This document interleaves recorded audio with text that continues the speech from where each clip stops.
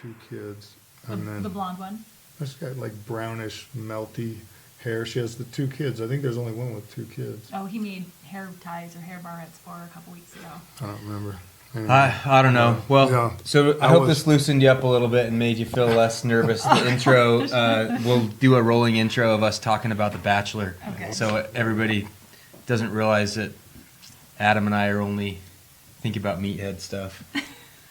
So this is That is all I think about. That doesn't mean that I'm not sitting in front of The Bachelor when my wife's With your wife? watching it. Yeah. So episode 21. Yeah, 21. 21. Do you want to introduce our Okay. esteemed guest Well, here?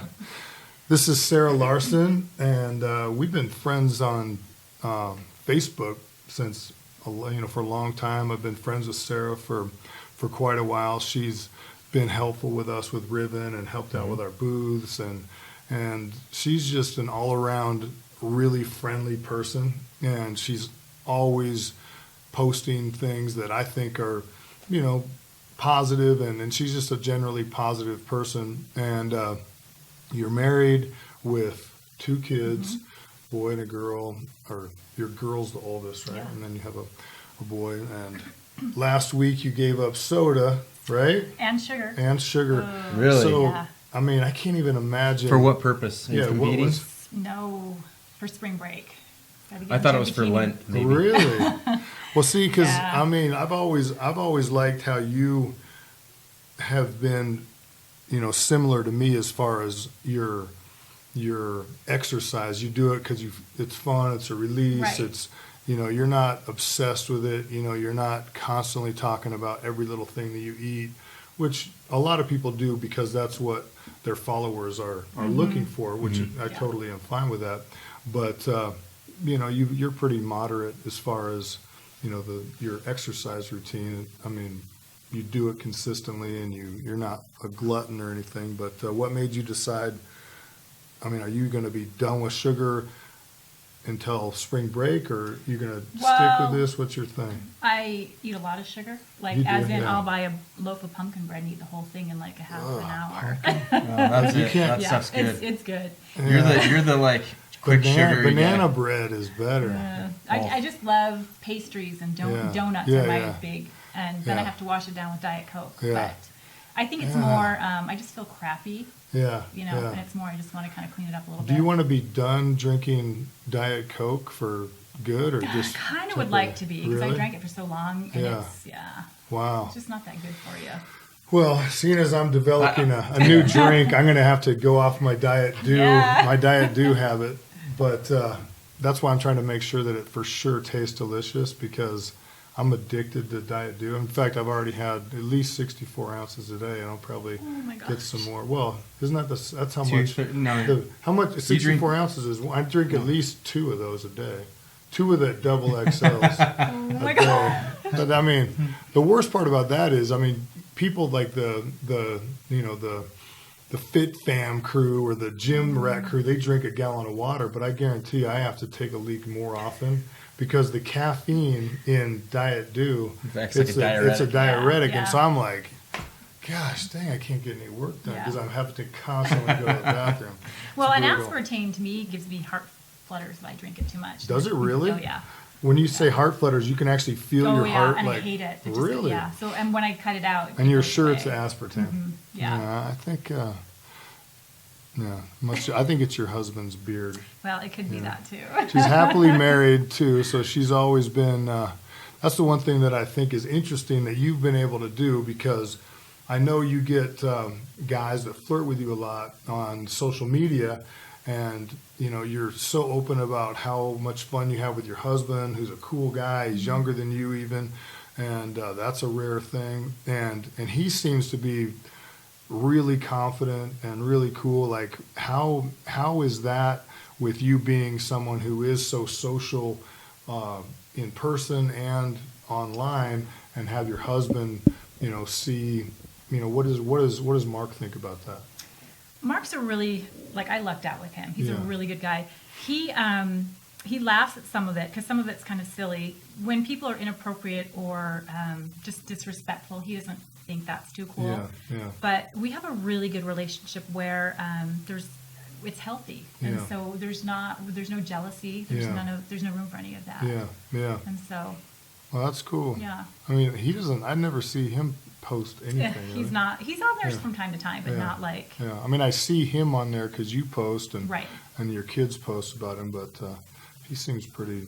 He's just really laid back. He's not and like just my kinda- wife. He just kind of, Yeah. he's happy to just watch my stupidity online. And, Yeah, there's not a lot of dynamics where Yeah. both of them are like Yeah. Right. the Yeah. social media Yeah, super exactly. super active.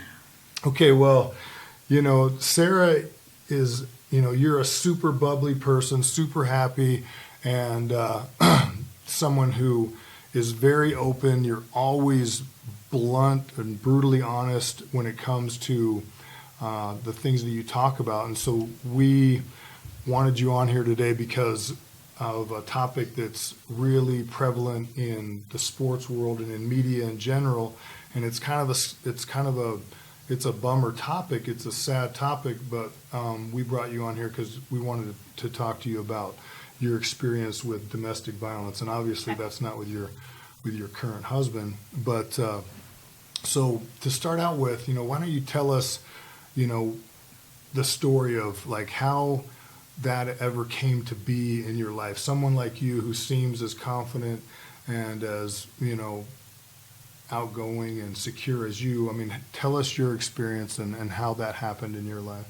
So it started when I was about 17. Do I need to sit up more? Just make sure you're Talk Okay. right into it. sweet and soft spoken. So it started when I was about 17. I dated this kid who I went to junior high with, and he was like the little small kid. I was kind of a caretaker back in the day. I liked to do things for people and take care of people. And he just looked like this little scrawny kid that needed to be loved. Yeah. Flash forward to 17, and we started dating.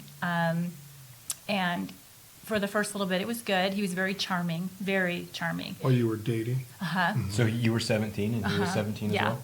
And then we were together for about 6 years. I ended up marrying him. But the first year was, I should say the first probably 5 months were pretty good. And then little things started to happen. And by the end of the first year. When did you get married? The first 5 years of marriage? or No, the first sorry, five- let me back that. First couple of years of dating. Because we didn't get married till we were about 21, Okay. if I remember. Yeah. And so the first year of dating, everything was okay for the first little bit. And then it started to get a little, I didn't know these were signs, but, I was 17, so I thought he really loved me. He would be, who did you talk to? Where did you go? What did you wear? That kind of stuff. And then when he would get angry at me, it would be things like, well, I wouldn't do this if you didn't do this. And I wouldn't be mad at you if you wouldn't do this. And then little things like, why don't you look like her? She's got this, da-da-da-da, and you don't have that. And so little by little, at 17, you don't have the best self-esteem anyway. He whittled away at what I had.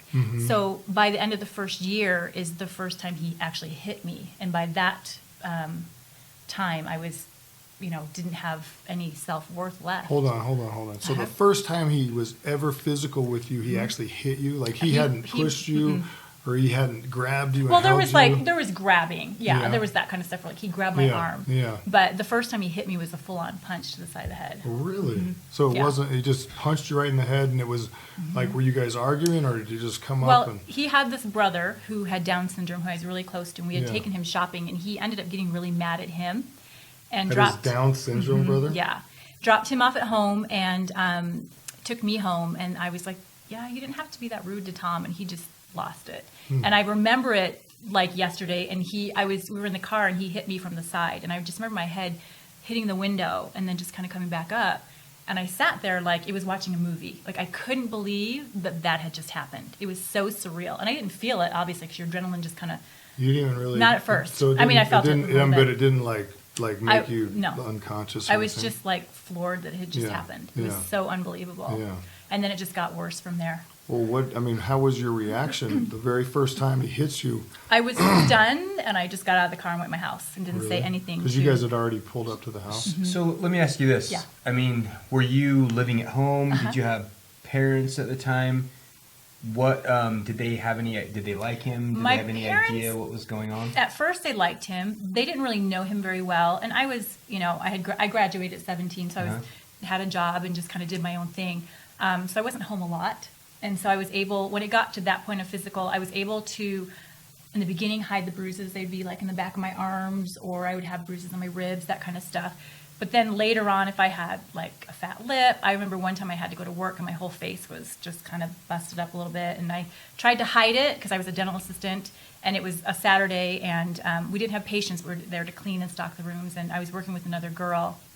And I just, every time she'd come in the room, I just kind of keep my head this way, so she couldn't see the side of my face, but then she saw it. And some of my friends knew at work, but my friends that I grew up with, They knew because you talked to them, or because well, they just- saw. yeah, They would see yeah. the bruises.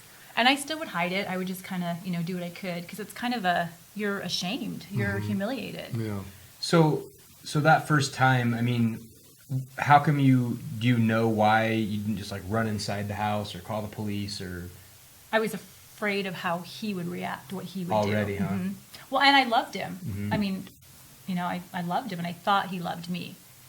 And so what was your excuse for him to do something like that? Like, what did you tell yourself to make that okay? By that point, I kind of thought, well, nobody. I guess I deserved that. Like, I was to the point of where, because with abuse, it doesn't start off where you're dating someone and they just hit you 2 weeks into it. It's like a grooming. They kind of groom you, and they're predators. And he knew what he was doing, even at that age, and he just whittled away and whittled away. So by the time that came into play, I just didn't think I deserved anything better. And he would tell me, no one will love you like I do, and nobody will ever treat you better than me. And you hear this over and over and over again, and you really start to believe it. Well, so then what? I mean, obviously you stayed with him. So tell us how that. I mean, how did you stick around with him, and then you get married to him? Yeah, Well, what happened next? So it's interesting because the night before we got married, I went to my parents and actually told them. And I kind of worded it like they thought it was a one-time deal. But my parents were older, and my dad had gotten hurt at work, and the money he had gotten from his workman's comp paid for my wedding. And so I felt bad. And like all of his family had come into town from California. And I actually that night told him, I can't marry you. I can't do this. I don't want to do this. And he like begged, pleaded, cried, sobbed, and just talked me into it. And then walking down the aisle, my dad was walking me down, and he even, as we were walking down the aisleway, said, you don't have to do this. But I felt like if I didn't, I was disappointing everybody. And so I still went through it. Holy And crap. and flash forward, my mom, my dad's passed away now, but my mom didn't know the full extent of it probably until 3-4 years ago. And so before you got married, I mean, had he hit you like multiple times? Oh, I mean, yeah. How often was he doing this? At least I would say maybe once a week. Hmm. Yeah, there'd be something, and it would be, you can't win. Like he had an apartment, and if I didn't leave the light on over the stove, and he came in and he stubbed his toe, because there was a lot of alcohol from his Yeah. end of it too, and that was my fault. So Yeah. then the next week, if I did leave the light on, then I was wasting electricity, and so Yeah. you just can't win. There's a Yeah. no-win Hmm. with anything. But did he have a job? I mean, He what worked was for his dad. Oh, he did? Yeah, they had a cement company where they poured Huh. cement. So how? I mean, this went on periodically for about About 5 years. so fairly consistently for 5 years. Yeah. And were you with yourself? Were you happy at all? Were you Oh, just completely no. miserable all the time? What was your mindset like? Oh, I was sad. I was really sad.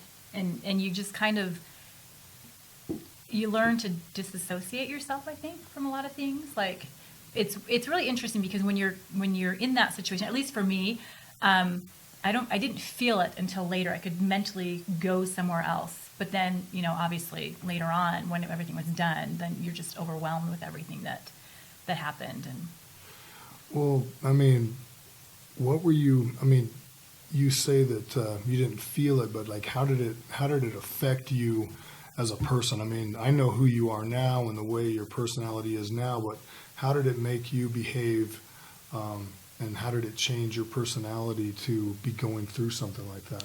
So I was really quiet and timid, I had an eating disorder, so I weighed like 94 pounds. I was a smoker, so I smoked a pack of cigarettes a day to So you stay. weigh like what, 180 now? I mean, On a you weigh- good day. I mean, But that's not healthy, obviously. Yeah. And I just didn't eat because I could control that aspect of my life Yeah. because I couldn't control what was going on in my home. or was the eating disorder something that was brought on because you felt like you needed to be skinnier Oh, yeah. for him? Because he made you feel fat? Really? Ugly, just so Really? ugly. Oh, Really? yeah. Huh. So he would constantly put you down physically, and so he was verbally abusive to make you feel like you didn't deserve any better than him. He would make you feel like you were just a ugly, lucky to be around him person, and he would beat you. Huh. So did you put on? Who knew about it in your life? I mean, you said some of the coworkers. Did you just put on a brave face and kind of try to hide it as much as possible? Were you distant from your family and close friends? Yeah, we were at his family, with his family a lot. We lived in the same, it'd be like living in Orem. We lived, close together. But his parents knew. I mean, his mom, he'd come after me one time in the kitchen with a chair, and she said to me, "You need to not push his buttons." And so from all, here I'm getting everybody who's in my life, adults telling me, you know what makes him angry, don't do that. And I hadn't even done anything, for that situation. And so, and then his dad, there was abuse in their family, but he was an alcoholic, and so she was So his mom had been abused? no, not physically, but different. Like she was more the abusive one. I mean, she's this Really? little thing, and he was a Really? big guy, and she would get in his face and shove him and push him, and Oh, really? yeah. So that's one of the main questions that I have because, to be honest, for me, and I think Adam's probably the same way, the concept of physically abusing a woman is so foreign to me that it doesn't even, same thing with any sign of abuse against children or anything for me tell me about not only necessarily him, but the psychology in general of the men that do that. Was he abused in any way? Was it the alcohol? Is it this? Did he have a mental disorder? What is it? What do you feel like about him and about men in general that lead to that kind of stereotype? Well, he was very spoiled. He was never abused, but it's about control. It's all about the control. They like to, for some reason, they have this inferiority in them where if they can control their woman or somebody else, then it's like a power thing for them. And you have to understand, most women don't start dating somebody at 30 and then get into an abusive relationship. It usually happens between 18 and 21, 22 when you are still trying to figure out who you are.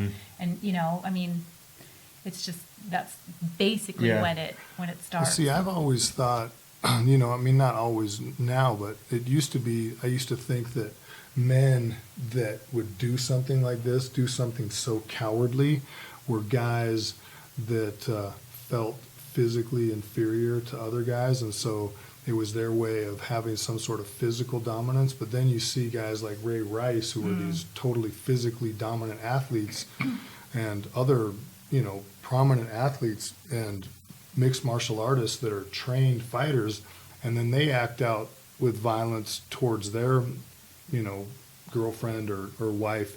And so obviously, my theory doesn't hold true. So what do you think makes a guy get to the point where he feels like it's okay to, abuse a girl? I don't know. That's the $1 million question. Just the whole thing with the Ray Rice, that was really hard to watch because I saw that video and I said to my husband, this has been going on behind closed doors. That is not the first time that's happened. He's been doing other things up to that point. Because he was so casual about kind And of so yeah. ready, Yeah. so easily. And even if she was There, coming after him, I can't remember what the story was, if she was belligerent and she was attacking him, whatever. He's a big guy. Yeah. If I came after you, all you would have to do is wrap me in a bear hug, and I couldn't do anything. And then if you're drunk, you're even worse. Yeah. And so that was really hard to see that. So, what was the worst, if you don't mind us kind of talking about it? What was the worst period, or the most hurt you were physically or emotionally, or the worst period? I remember one time I had to go to the emergency room. My boss had to take me, and I had cracked ribs, and that was kind of embarrassing to have because I came into work and couldn't breathe and I couldn't move one Was side that, of my body. did he like knock you down and then stomp on you or something? Kicked me repeatedly. Jeez. Yeah, but the reason why that was so hard was because I was humiliated that I had to ask for help. Yeah. Do you know what I mean? Like Yeah. your mind isn't like you can't just say to somebody you need to get out of this. Yeah. Like until that person's ready to get out of it, you can talk to your blue in the face, but it's not going to make a difference until they're ready. And so, did he know that it was from when he took you? He knew that what it was from, like what had happened, or was it? Would you make excuses or like come up with other? I didn't tell her. She didn't, and she didn't ask. So, what you have some statistics I know that you brought. Like, do you want to kind of talk about that and kind of share like what you've learned in going through all this? So there's just a couple. They're eye-opening. You know, one of them is that 1 in 3 women will be abused, physically abused in their lives. Physically? 1 in 3. That's a big one. Is that here in the United States or like worldwide? I think it's here in the Yeah, United States. yeah. And every 9 seconds, a woman is beaten or assaulted. And then this one kind of got me because I have a daughter who is 18, and it says 1 in 5 teen girls who have been in a relationship will have a boyfriend who will threaten violence or self-harm to them if they're faced with a breakup. Which totally, you know, when I told my ex that I wasn't going to, you know, they just pull it all out. So when you told your ex that you were going to break up with him, he said, "I'm just going to kill myself"? No, he just bawled and laid on the guilt trip. Oh. But he has said that at other times. Well, so how did you finally get out of that situation? Like, where do you, like, you're telling him that you've thought, hey, I need to get out of this. Then how do you actually do it and not have, I mean, to me, it seems like that's when women get killed by their That's the most dangerous husbands. time. And I actually, you know, I grew up in Detroit, and Yeah. so I moved out here to get away from him. Yeah. And then about a month after I moved out here, he came out here and went to jail out here. Because he came out to you? Really? Yeah. And I went to court. He had flown back to Michigan, and I went to court, and I will never forget this. The judge said to me, oh, he came all the way out here from Michigan, so you must have him really Twitter-pated for him to go to jail for you. That's what the judge said to me. Really? And I was 23 at the time by now, and I was just like, Huh. so here's just one more person saying, oh my gosh, like, look what he did for you. He came out here, you know what I'm saying? He must really love you Yeah. to come do that. Yeah. Wow, that's very surprising. Yeah. So when you were, you know, in your life with him, and what had you been thinking about it for a long time? Like, I've got to get away from this. Did you sneak out in the middle of the night? Like, how did you break that off? So actually, he had gone ice fishing in Canada with his dad, and the missionaries from my ward came, and we just packed all my stuff up in my car and left him with everything that was his. I just took all my stuff. And so you were LDS at the time? Like, were you raised LDS? Uh-huh. Okay. But not active for, I had a couple of years. Yeah. So, so you kind of had been thinking about it for a while, and had you talked to your church leaders or the missionaries, or you just called up and said, hey, come help me? I kind of I've been raised my whole life, but I never really had like a solid testimony of my own. And so at that point, I kind of started to take the discussions and just make small changes in my life. And it kind of gave me the strength to just take that next step. Now, then I moved out here and I took steps backwards because that was all I knew. And so out here, I got into relationships that were either emotionally or physically abusive as well. Again? Yeah. So he left to go ice fishing. You called up the missionaries. They came, and you moved out here. Did you have somebody out here that you knew? I came, so it was probably a month and a half time between doing that and moving out here. I had a girlfriend who was going to college out here, and so I came to visit her, and I'd never been to Utah before. And I just fell in love with the mountains and said, this is where I need to come to start over. It's far enough away, and just packed up, quit my job, and came out. Yeah, that's so. And then what happened when he found out that you had left? Well, I wasn't able to make the total break. I mean, he would still come back to me and try and beg me to stay. He told me, because he was not LDS, and he said, that I will join the church. I want your dad to baptize me if you stay. But by this point, I was checked out. I was just like, done. And so then how were you able, I mean, how did you, when you come out here, how do you find all these guys? Like, how do you find new guys that are abusive again? I mean, after you just barely escaped that, what do you think it was about the guys that you dated or were attracted to that maybe girls can look out for, that you somehow kept falling into the trap of guys that are verbally and physically abusive? What do you think it is? Well, I still didn't have a lot of self-esteem and self-worth. And guys that are those types of men can kind of sense that. Yeah. And I think they go for those kind of girls. So they tell you the right things, and they just kind of, tell you how pretty you are, and you want that. You want to be loved and all that. And so those were the kind of guys that But aren't you supposed to tell girls that you like how pretty they are and stuff? I mean, that's... Oh, yeah. So it's a personality type, right? I or think a trait so. that like a form of narcissism or something like that, Almost, where yeah. they know how to control you, basically, psychologically.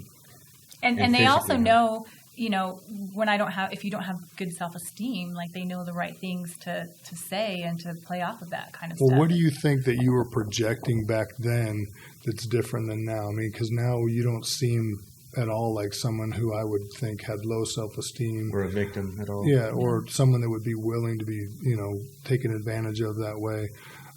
What changed, and what happened in your life that was able to make you, have a healthy relationship? I mean, because now, that's obviously not a part of your life, and you have a husband that doesn't take advantage of you that way. I mean, how do you feel like all of a sudden you went from being, having these type of guys that you were attracted to, or that you guys were, somehow, hooking up? How do you feel like you got to the point where you found someone that was able to treat you healthy?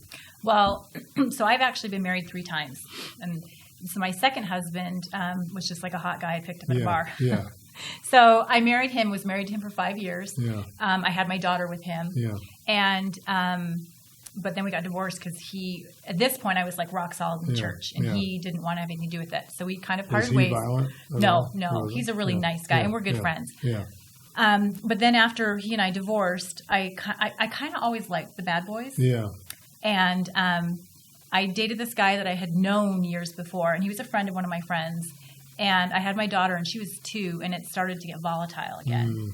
And I looked at my daughter one day and said, I cannot do this, because then I had to break the cycle. Like, I can't be in this again for my daughter. Like, I can't change him. I can't be his caretaker. I can't do that. Yeah. And so I walked away from him, and then I actually met my husband a week later.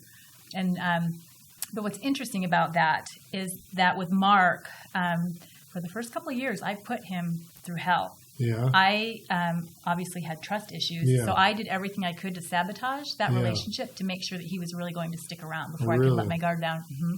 And you name it, I put him through it. So he's just a really patient guy. He's I mean, a obviously good he's guy. been married to you now for how long? Right, 15 years almost. 15 years? Wow, that's awesome. Yeah. And so now, if you could help, girls that are going through this right now, or girls that are getting to the age where they might start dating or whatever, they're in college, like, what would you say are some things that you could do to help them avoid going through the stuff that you went through? Well, this other thing that has some steps on, or what's the word I'm looking for? Red flags to look for when you're dating. You should never let anybody belittle you or humiliate you. Like, that's not okay to talk down to you. They'll be controlling. They want to know where you're going, what you're doing, who you're with. They isolate you from your family. That's a big one. Isolation is a big one. Too. Family, friends. If they're acting jealous, like, jealousy is not a healthy emotion in a relationship. I don't think. That's just my personal opinion. Yeah. But it's just not. It's not a good thing. If they're rough. And girls, what's interesting at 16, 17, 18, young girls are so impressionable, and a lot of them think, well, he's not hitting me, so it's not abuse. But if he's shoving you or grabbing you or shaking you, any of that stuff, like, they should never lay a hand on you like that at all. And so if you recognize those signs while you're dating, walk away. Like, don't think, oh, I can change him. Because that's what I did. I thought I could help him and make him better. But you can't. They don't want to change. And what's interesting about my first husband is about every 5 to 6 years, he still pops up in my life. He finds me somehow. About 5, maybe 4 summers ago, he got a hold of me on Facebook and tried to harass me on there. But I'm not, Really? and I'm not the same person that I am. So I was like, you know what? Fly your butt out here to my porch and say these things. Because I told him, I said, you no longer have control over me, and I am not afraid of you anymore. Yeah. And the interesting thing is if I were to pass him on the street, and let's say we'd never met, he probably would think I was hot, but he would never have the guts to come talk to me because I'm too, like, confident. Maybe is that Self-assured. yeah. Yeah. But that confidence has nothing to do with the outside.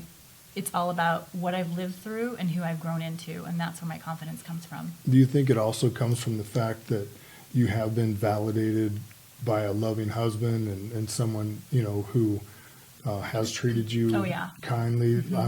I mean, because do you feel like a lot of the girls that have these issues, do you think maybe some of them come from, a family where maybe their dads were gone a lot or something? They didn't have male reinforcement, so they weren't used to, or they weren't accustomed to a positive relationship with a For sure. male figure in their Or life? they've seen their dad treat their mom that way. Because that's, So, So- go ahead. So the lesson, I mean, so what would you say, as far as, for men, it's really important that, that we treat our wives treat our wives kindly so that we don't, let our kids think that that's the way they can treat their wife when they're older, because that's where they're getting their, obviously that's their example. But it still seems like there's so many girls that know that they can't change the guy, know that the guy's a creep, know that he's going to beat them, but they still go back to him. I mean, why? Why do they do that? There's lots of reasons.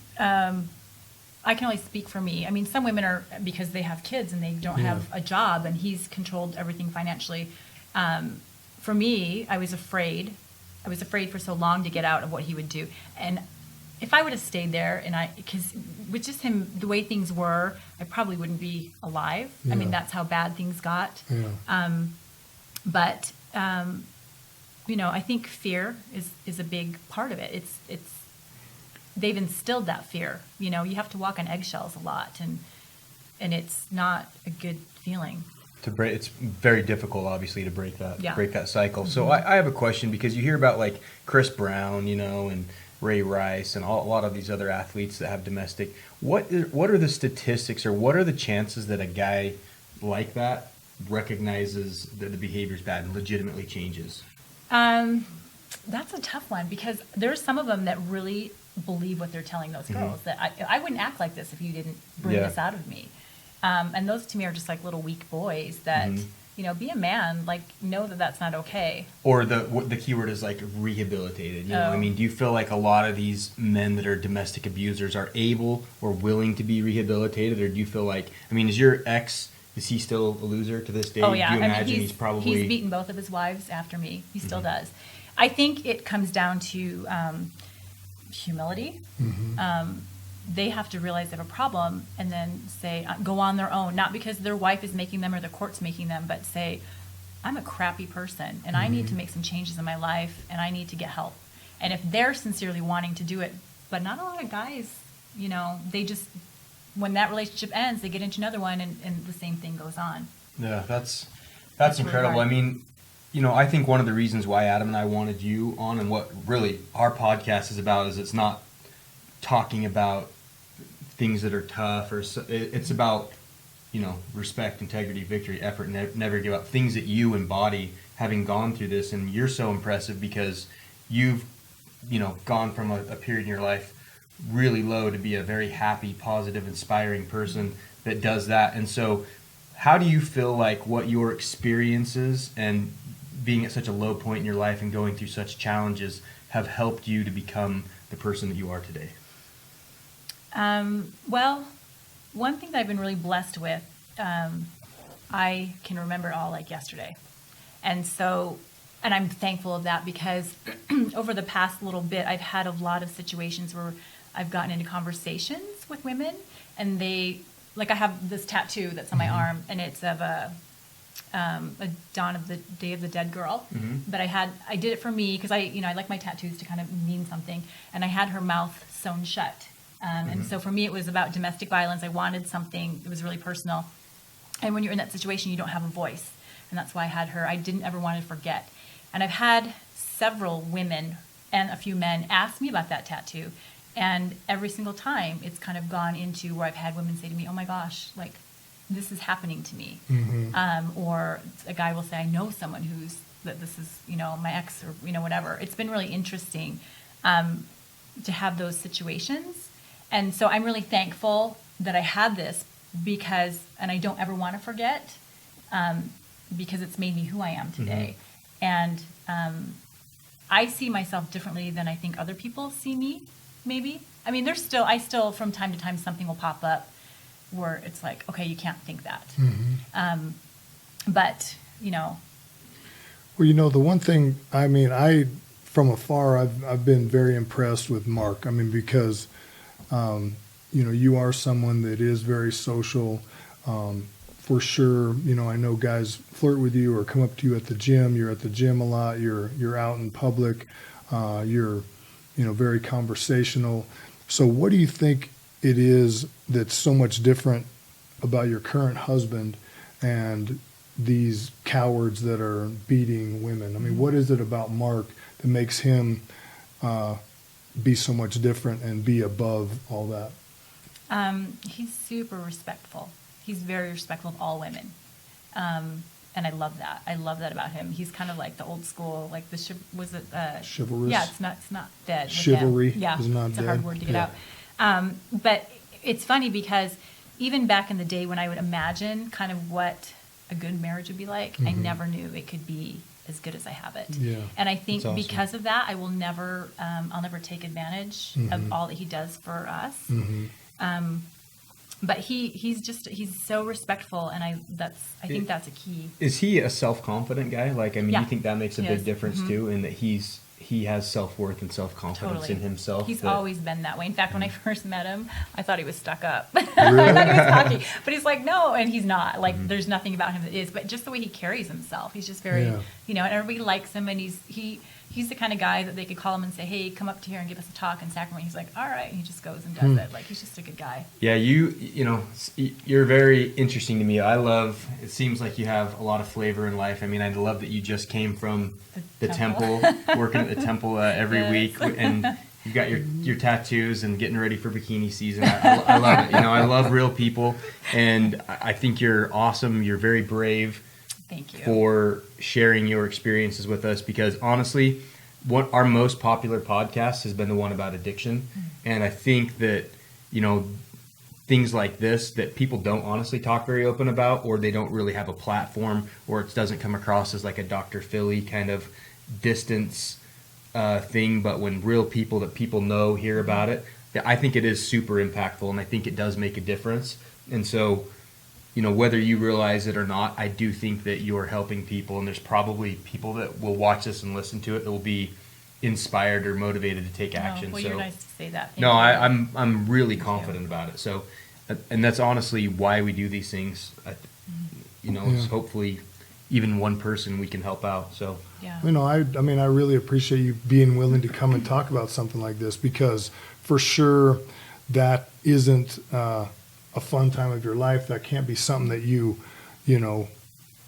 want to have to talk about or whatever. But the fact is, people can see you, young girls can see you and see that you are happily married, see that you are confident, see that you do have a happy family, see that you love your kids and your kids love your husband, and that you have so many good things, and that there is a way out of it, and they don't have Right. to be stuck in an unhealthy relationship or a violent or abusive relationship, and there is hope for them to be someone who is confident and who is happy and feels good about themselves. So Sarah, you're a great example of someone who looks for good in others, tries to help others, and that's really something that is important. And so we really appreciate you being willing to come and do this, and hopefully it does help a few girls or and help a few guys to know, hey man, that's unacceptable, and it's time to make a change and make yourself a better guy and stop. Yeah, as one last thing, if somebody is out there is in the situation like that, what's the best way for them to get help? I know you have this hotline here. What do you think is the best way? Well, so there is a hotline. You can also call the hotline is 1-800-799-SAFE. We'll post that. That's yeah, good. we'll link it. But you can also call the Utah Domestic Violence Coalition. There's one in Salt Lake, and they can give you resources. But to me, one of the biggest things that you can do is don't hide it. Let everybody know. I mean, let your coworkers know. Let your family members know. I think the hardest thing with abuse is the shame that comes with it, because women who are truly battered and abused do everything in their power they can to hide it. You know, they're not the ones that are out there like, oh yeah, my husband hit me, my boyfriend did this to me. Like that's not. I've never heard anyone I tell have. me that. I'm saying like I've never. I only know of one close friend or family that I know has gone through it, but I'm sure it's way more prevalent than I have. Oh yeah, and out here I feel it kind of gets swept under the rug a little bit. I think that people maybe don't know, even like in the church, you know, because like the leaders they're just men. They're not counselors. They're not psychologists. They don't. Yeah. So a lot of times I think they don't know how to handle it or what to do with it, or don't know where to direct people. But I think, you know, don't be ashamed. Don't hide it. Find someone who's been through it. You know, I'm always willing to talk to anybody who ever. So we'll make sure and post your Yeah. Instagram and your Facebook. sure. I mean, I know you're sure. you're active. I mean, I see you helping people and communicating with people on Facebook. So we'll make sure and post that, because I'd love anybody that does have a personal concern that they could, you know, reach out to you and you could help them Absolutely, get and some. it will all be confidential. Yeah. Like I would never ever. break that Awesome. confidentiality. Hey, thank you so much for coming Thank on. It you. was very interesting and I think very enlightening for a lot of people. So Thanks so much. thanks for Thanks, being so Sarah. brave. Thank you. See, that wasn't. Oh, I'm like sweating. No, that was good.